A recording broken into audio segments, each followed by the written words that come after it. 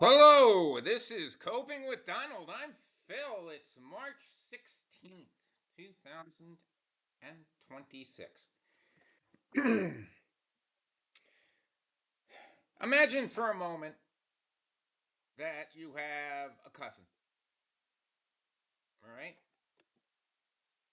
or a friend, and he sends you an invitation to his wedding. So and so and I are going to get married. This is great. I really hope you can set aside the date 3 months from now and blah, blah, blah. And we're going to have the party at such and such. And place and it's going to be catered. You want the chicken or do you want, I really doubt any wedding has steak now. Do you want the chicken or do you want the pasta fazool? Um, and then you talk to him about a month later and you say, hey, I got a gift for you. I know you and your new wife, you're going to really enjoy it, blah, blah, blah, blah, blah. And he says, oh, wait, um, there is no wedding. And you say, but I wonder what happened. I mean, a month ago, you sent down an invitation and everything. And then he says, well, I hadn't asked her yet. And she said no. That's kind of like what Donald Trump's done, Mr. President, 3D chess Peace Prize guy. Because on Sunday, he called the Wall Street Journal and he wanted them to put out a story on Sunday night, well, going into Monday. I guess to save the stock market, I don't know. He wanted a story that said 7 other countries are going to help us. We're going to put out a complete list next week of all the countries that are going to help us. And he hadn't really asked. And he certainly hadn't gotten an answer from them. That's a lapse of judgment right there, okay? And the whole story, it sounds so weird because he says different things every day. Uh, he'll say, one day he'll say, well, we don't need anybody to help us anyway. And then another day, it would be nice if they sent some big warships. I was a little disappointed in the UK, but we're going to have a list of countries next week. And then he'll come out with uh, begging. And then he'll come out with anger. You guys better send warships. What is wrong with this guy that you people elected? He uh, he turns to the people that, I mean, for a year he's been He first of all, he always tells Europe that they're not as good as we are. We're number one in everything, and blah blah blah. And and then he'll say, "Well, I'm going to take Greenland, and you can't do anything about it. Too bad. So sad. I'm gonna hit you with tariffs if you don't give me gifts and do every single thing that I want on my terms. I'll even scratch out the number we agreed on and put in a new number."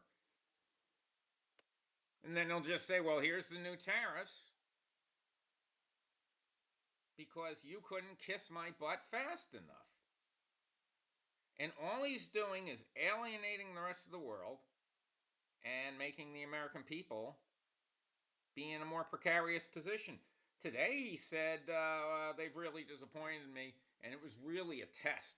It was just a test to see who would help us after we did so much for them, especially this past year. We did so much for them.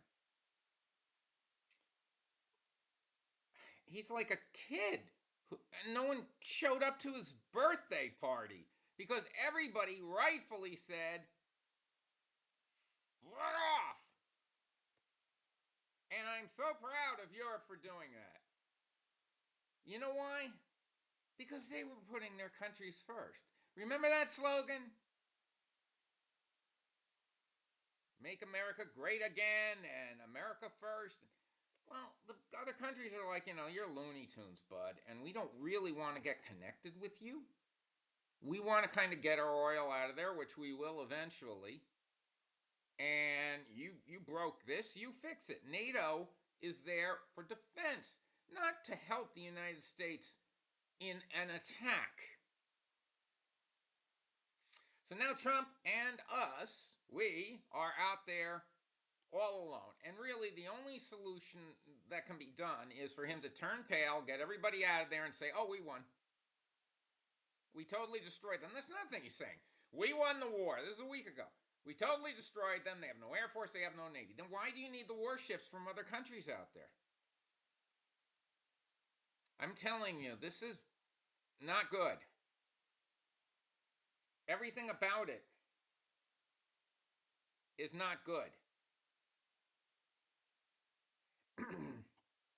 And I guarantee after this is all over, it'll be like, because NATO didn't come to our defense, here's this penalty, that penalty, another penalty. You have a whole list of things.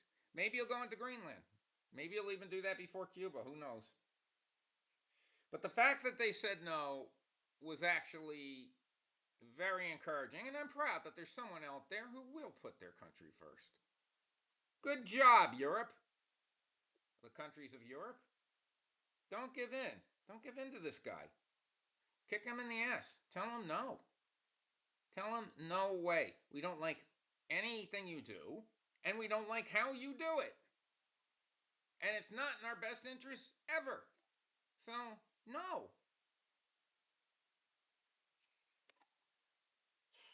One other, for me, encouraging thing, and don't come on and say I'm not a patriot. I'm a patriot of the world, okay?